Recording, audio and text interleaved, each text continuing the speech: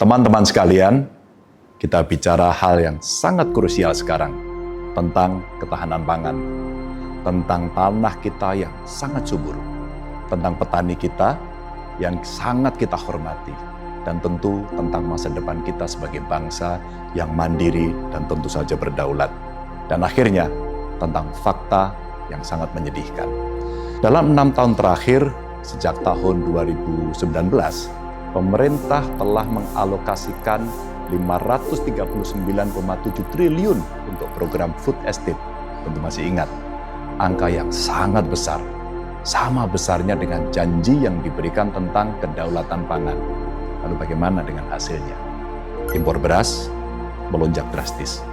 Dari 444.000 ton pada tahun 2019 menjadi lebih dari 3 juta ton pada tahun 2023. Impor jagung juga meningkat dari 737.000 ton menjadi lebih dari 1,3 juta ton. Dengan itu semua, petani kita tetap bergulat dengan kesulitan. Masyarakat adat kita kehilangan tanah mereka. Dan tanah kita yang dulu hijau dan sangat subur, perlahan menjadi rusak. Proyek dengan anggaran raksasa hanya menghasilkan malapetaka. Kita tidak bisa menyebutnya sekedar kesalahan teknis.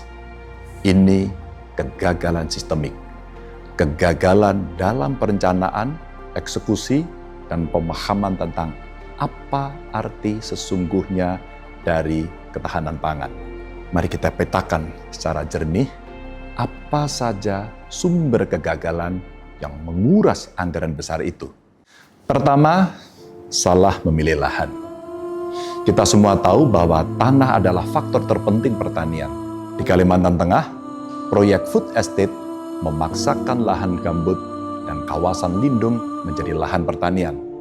Lahan gambut punya fungsi ekologisnya sendiri untuk menjaga keanekaragaman hayati. Ya, tidak cocok dijadikan lahan pertanian intensif. Citra satelit menunjukkan bahwa di desa Tawai Baru, 700 hektar tutupan pohon hilang demi proyek ini. Di Gunung Mas, 18.000 hektar habitat orangutan Kalimantan kini terancam.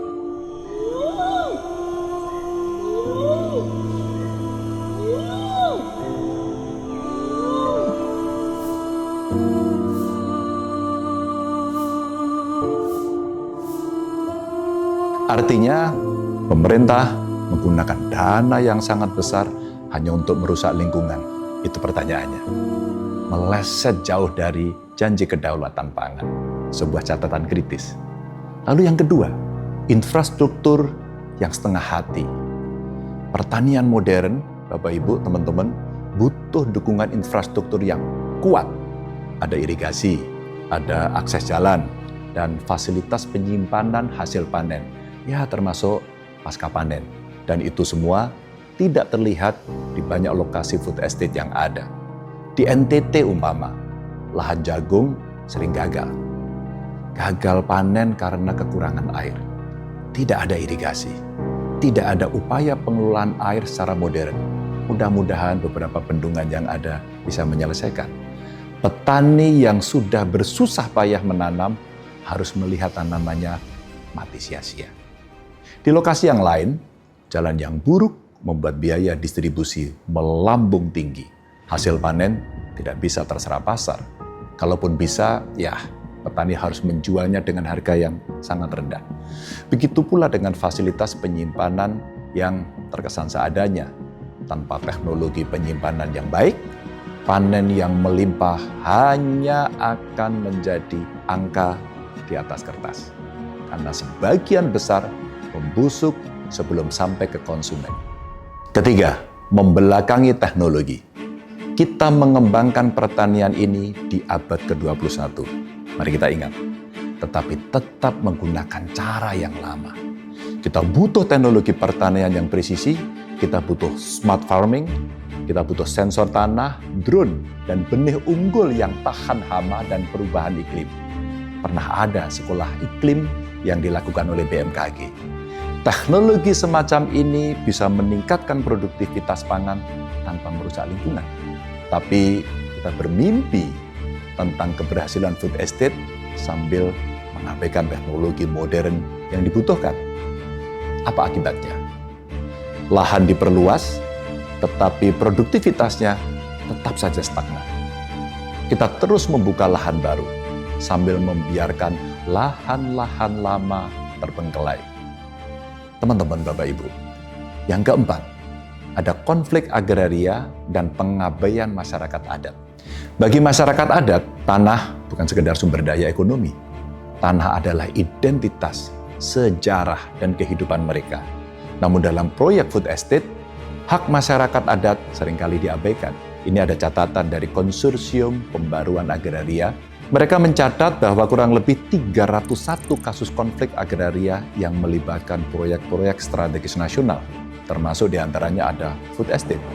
Ribuan keluarga dipaksa keluar dari tanah leluhur mereka, kehilangan akses terhadap sumber penghidupan yang diwariskan turun-temurun, dan tentu saja kehilangan harga diri. Pembangunan yang baik, kita tidak akan pernah lupa, kita catat terus. Apa itu? Adalah pembangunan yang berpihak kepada rakyat. Yang kelima, ada ketergantungan pada impor yang kian hari kian meningkat. Dengan anggaran kurang lebih 539,7 triliun untuk membangun ketahanan pangan, impor beras dan jagung kita justru meningkat. Saya kira itu kegagalan kebijakan. Karena itu, jika pemerintah sekarang tetap ingin melanjutkan proyek tersebut, kita perlu mengingatkan, jangan melanjutkan kegagalan sebelumnya. Indonesia bisa berubah. Indonesia bisa mencapai kedaulatan pangan. Tetapi itu hanya terjadi jika pemerintah kita melakukan hal yang benar. Saya punya catatan. Yang pertama, hentikan pemaksaan lahan gambut dan kawasan lindung untuk pertanian. Pilih lahan yang produktif dan sesuai secara ekologis. Yang kedua, bangun infrastruktur pertanian secara benar, ada irigasi, akses jalan, dan fasilitas penyimpanan. Jangan ada lagi hasil panen yang sia-sia karena buruknya logistik. Yang ketiga, adopsi teknologi pertanian yang presisi. Teknologi ini sudah terbukti mampu meningkatkan produktivitas dan efisiensi. Dan yang keempat, libatkan masyarakat lokal dan petani sebagai subjek pembangunan.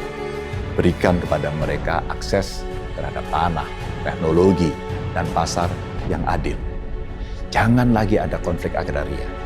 Jangan lagi ada rakyat kecil yang tersingkir demi alasan apapun. Dan catatan yang kelima, diversifikasi pangan.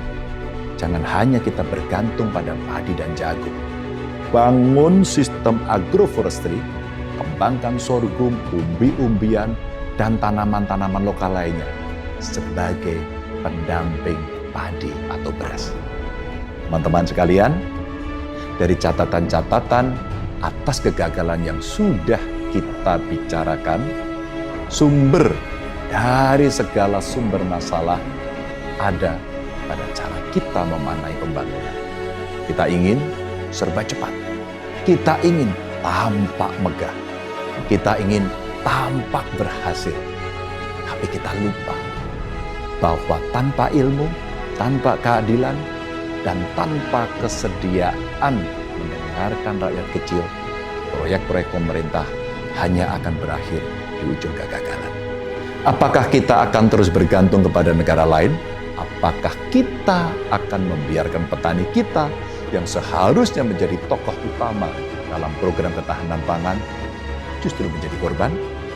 Apakah kita akan membiarkan tanah kita rusak, lingkungan kita hancur, hanya demi proyek yang gagal? Jawaban untuk semua hanya satu kata. Tidak. Tidak untuk sekarang dan tidak untuk selamanya.